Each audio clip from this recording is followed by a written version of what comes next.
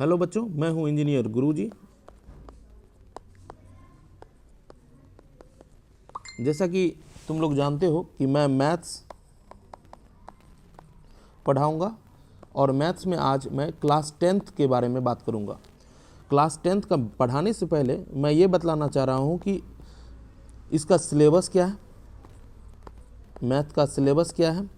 और आज 10 अप्रैल है और 10 अप्रैल से नवंबर तक कोर्स कंप्लीट करने में किस तरह से सिलेबस को ले के चला जाए जो आसानी पूर्वक समाप्त हो सके।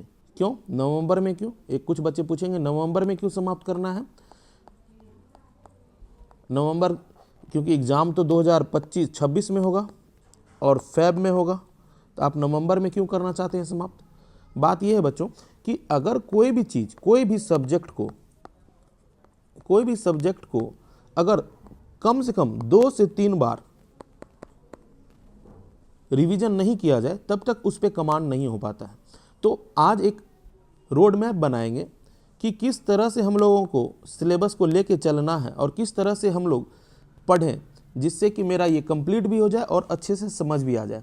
हम लोग पूरी तरह से एनसीईआरटी को फॉलो करेंगे जो बिहार बोर्ड और कई बोर्ड में उपयोगी है।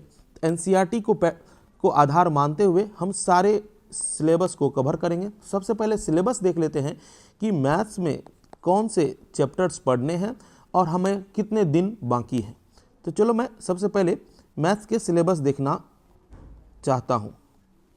तो सबसे पहले देख लेते हैं कक्षा 10 गणित में 25-26 के लिए जो सिलेबस आया है, वास्तविक संख्या, बहुपद, 2 चर वाले रैखिक समीकरण, द्विघात समीकरण,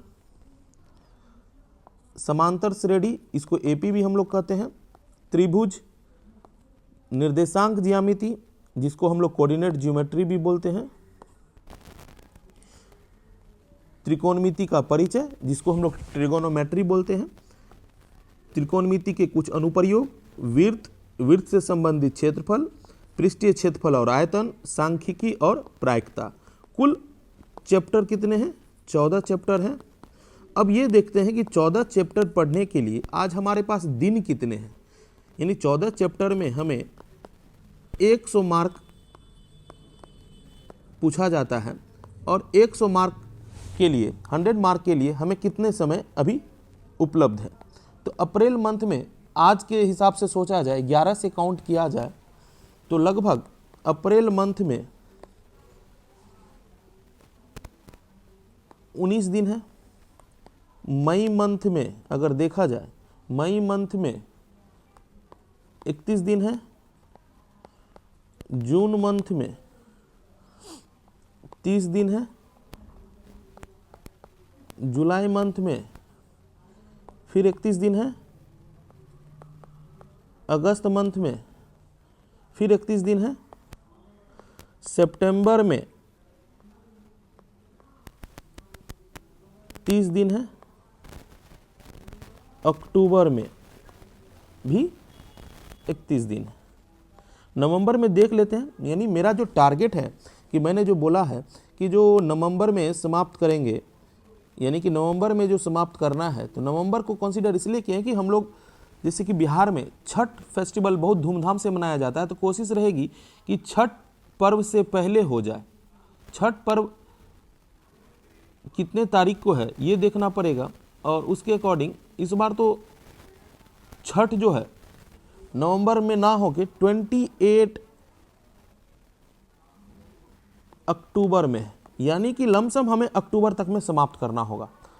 मान के चलते हैं कि अगर हम देखें तो 31 अक्टूबर का मंथ, अक्टूबर मंथ में 31 दिन का होता है, तो लमसम अक्टूबर हम काउंट करके चलते हैं। देखते हैं कि कितने दिन उपलब्ध हैं, उसके बाद जो भी होगा कंप्लीट करने की कोशिश करेंगे। उसके बाद जो भी होगा रिवीजन के लिए समय निकालेंगे। नवंबर, दिसंबर, जनवरी 2 महीने, उसमें जैसे कि नवंबर में और दिसंबर में एक कंप्लीट रिवीजन करेंगे, ठीक है, मैथ्स का रिवीजन करेंगे। और उसके बाद जनवरी मंथ में, फरवरी को काउंट नहीं करेंगे, प्रैक्टिस सेट बनाएंगे जिससे हमें अपने आप को मापने में आसानी होगी कि मुझे मेरी तैयारी क्या है और मुझे क्या करना चाहिए कि ज़्यादा से ज़्यादा मार्क ले पाएँ। तो सबसे पहले देखते हैं कि नॉर्मल डे कितने हैं, इंक्लूडिंग संडे, इंक्लूडिंग हॉलीडे, जो भी छुट्टी का दिन है वो भी शामिल है, संडे भी शामिल है। पहले टोटल डे दिन देखते हैं कितना है। 203 दिन है लगभग। 203 दिन में लमसम समझो लगभग 30 दिन, लगभग मुझे लगता है लगभग 30 दिन कहीं न कहीं से हॉलीडे हो जाएगा। ठीक है, लगभग 30 दिन छुट्टी हो जाएगा। इससे पता चलता है कि मुझे जो तैयारी के लिए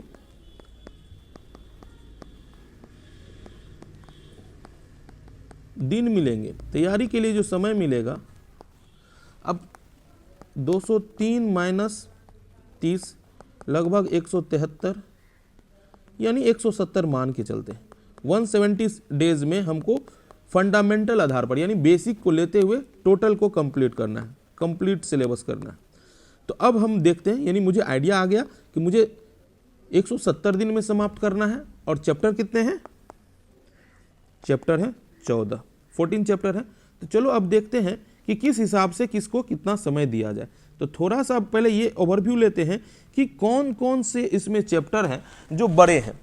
अगर तुम देखो तो इसमें जो बड़े चैप्टर हैं, एक त्रिभुज का बड़ा चैप्टर है, एक चैप्टर त्रिकोणमिति का बड़ा है, 2 चर वाले रैखिक समीकरण का बड़ा है। मुख्य रूप से तो यही बड़े हैं। अब इसको डिवाइड कैसे करेंगे? तो ओवरऑल अगर देखा जाए तो इसमें कम से कम हमें 25 डेज देने हैं, इसमें भी अप्रॉक्स 20 डेज देने हैं, इसमें भी अप्रॉक्स 18 डेज देने हैं, इसमें भी 6 दिन, क्योंकि ये हाइट एंड डिस्टेंस जो है उसमें भी देने हैं। इसमें लगेगा अगर अब उस 1 बाय 1, ये तो मेन चैप्टर हो गया। अब देखते हैं 1 बाय 1 कि वास्तविक संख्या में कितना लगेगा। इसमें है 1.1 से लेके 1.4 तक है। बेसिक को लेते हुए लगभग 8 डे में हो जाएगा। बहुपद में नहीं लगेगा, 6 डे हो जाएगा। देखेंगे द्विघात समीकरण में टाइम लगेगा, लगभग 12 दिन लगेगा। अप्रॉक्स मानते हैं, उसको 19-20 किया जा सकता है। अगर समय की उपलब्धता नहीं होगी तो कुछ टाइम यानी कुछ समय इंडिविजुअल डे में बढ़ा के कुछ टाइम घटा देंगे। एपी में भी लमसम 8 दिन लग जाएगा। निर्देशांक ज्यामिति में लगेगा बच्चों, निर्देशांक ज्यामिति में लगभग 15 दिन लग जाएगा, क्योंकि अच्छा खासा चैप्टर है और इससे बहुत सारे सवाल भी आते हैं। विड्थ में लगभग 7 डे लगेगा। विड्थ से संबंधित क्षेत्रफल में भी इसमें 7 to 8 डेज लगेगा। और पृष्ठीय क्षेत्रफल और आयतन है चैप्टर बहुत आसान बच्चों, लेकिन कैलकुलेशन को लेकर बहुत से बच्चों में ये दिक्कत आती है कि सर ये लैंग्वेज में लिखा हुआ रहता है, लैंग्वेज वाला सवाल बनता नहीं है। मैं बताऊंगा किस तरह से बनाना है और कितने आसानी से ये बन जाता है। बहुत से बच्चों को ये डिफ़िकल्ट लगता है क्योंकि शब्दों में रहता है, तो और शब्दों को समझकर उसको हल करना बहुत से बच्चों को कठिनाई होती है। तो उसी को हल हम लोग करेंगे कि किस तरह से आसानी से समझ सकें और आसानी से बना सकें, उसको देखेंगे। तो ये पृष्ठीय क्षेत्रफल में भी लगभग 12 दिन लग जाएगा। सांख्यिकी में 8 दिन लगेगा। प्रायिकता में मैक्सिमम 3 से 4 दिन लगेगा। तो टोटल लमसम देखते हैं कितने दिन हो गए। 156 दिन होता है, यानी लगभग 156 दिन होता है, जिसमें कि लग रहा है कि 156 दिन में समाप्त हो जाएगा। लेकिन अब यहाँ पर हमको तो मिल रहा था 170 दिन, 170 दिन में 156 दिन लग रहा है। तो इसमें क्या होगा कि बच्चों अगर देखा जाए तो किसी सब्जेक्ट का बीच बीच में टेस्ट होगा, इंडिविजुअल टेस्ट करेंगे, ऑब्जेक्टिव का सलूशन करेंगे। तो नॉर्मली समझो कि प्रत्येक चैप्टर का एक ऑब्जेक्टिव का सेट बनाएंगे तो 14 दिन लगेगा, क्योंकि 14 चैप्टर हैं तो 14 दिन लगेगा। तो टोटल कितना हो गया? 170। तो ये परफेक्ट हो गया, यानी 156 दिन लगेंगे हमें पढ़ाई करने में। और उसके साथ कोई भी चैप्टर जैसे कि वास्तविक संख्या समाप्त होगा तो उसका ऑब्जेक्टिव 1 दिन करेंगे, उसके लिए 1 दिन रख दिया है मैंने, ठीक है।